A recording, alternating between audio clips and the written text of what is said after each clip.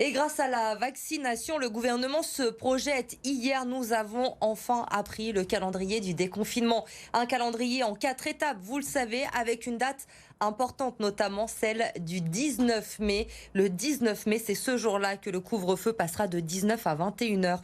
Les terrasses et les commerces dits non essentiels pourront rouvrir.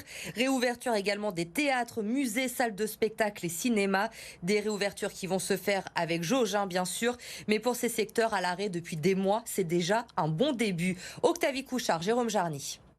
Dans la grande salle du Comédia, on répète déjà les règles du nouveau protocole. Une jauge à 35%, ce qui veut dire 2 fauteuils entre chaque spectateur ou entre groupes de spectateurs de maximum 6 personnes et un couvre-feu à 21 heures. Pour s'adapter, des séances auront lieu dès le matin et la dernière projection sera à 19 heures. Du côté de la salle des machines, tout est déjà presque prêt.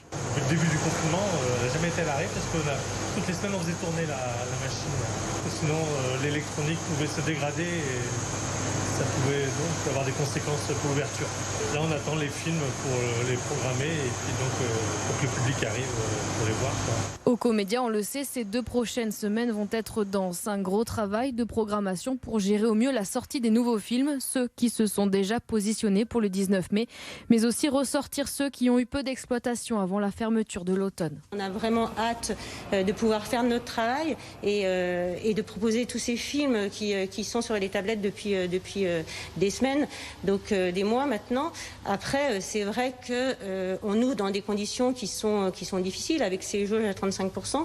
Donc on a vraiment besoin de continuer à être accompagnés par le gouvernement. Une reprise en petit comité pour les salles obscures. Elles pourront se remplir davantage dans un second temps selon l'évolution de la situation sanitaire.